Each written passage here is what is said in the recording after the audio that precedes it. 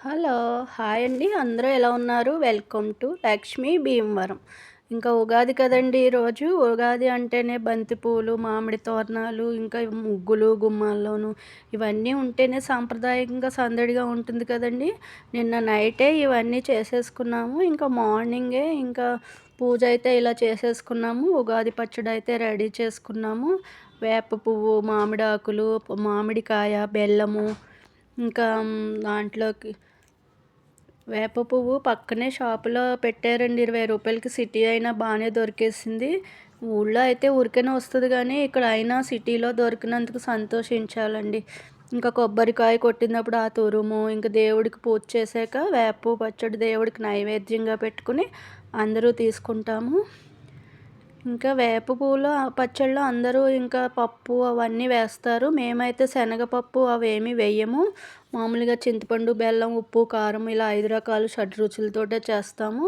ఇంట్లో దేవుని దగ్గర అన్ని దేవుళ్ళ దగ్గర ఇలా పువ్వులైతే పెట్టుకున్నాము. కొత్త సంవత్సరం కదా! ఉగాది కదా! అని హాల్‌లో ఉన్న దేవుళ్ళకి కూడా నమస్కారం పెట్టుకున్నాము. ఇవి ఏమేమి వేసానంటే పచ్చళ్ళలో అరటిపళ్ళు, బెల్లము, మామిడి తురుము, ఇది వేప పువ్వు, ఇది చింతపండు గుజ్జు. దీన్ని వాటర్‌లో మిక్స్ చేసి అన్నీ వాటర్ వేసి కలిపేసుకున్నాము.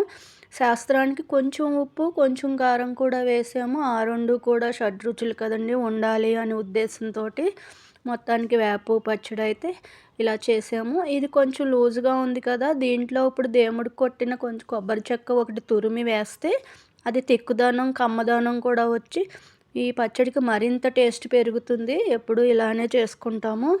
అది కలిపిన తర్వాత అయితే పచ్చడి ఇలా వచ్చింది. స్వామివారికి నైవేద్యం పెట్టేసి అందరూ సేవించాము.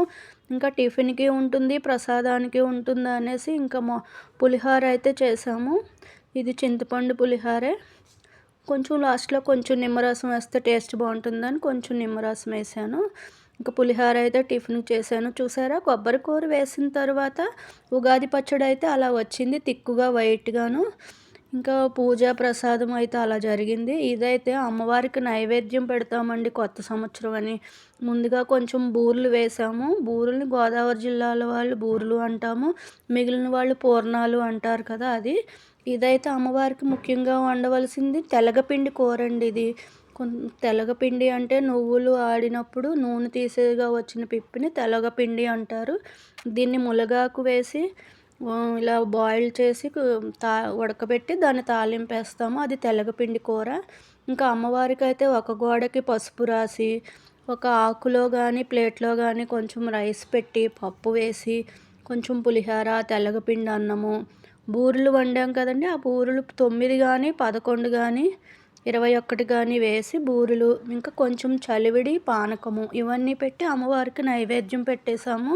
కాస్త వేప రొట్టె పెట్టి, ఇంకా ఆ తరువాత సాయంత్రం అయితే ఇంకా గుడికి వెళ్ళి వెంకటేశ్వర స్వామి, శివాలయము, ఇంకా సుబ్రహ్మణ్య స్వామిని దర్శించుకుని వచ్చాము. ఇవన్నీ గుడులు ఒకే ప్రాంగణంలో ఉంటాయి. స్వామివారిని అయితే దర్శించుకున్నాము. ఆ స్వామివారి ఆశీస్సులు మనందరికీ ఉండాలని కోరుకుంటున్నాను.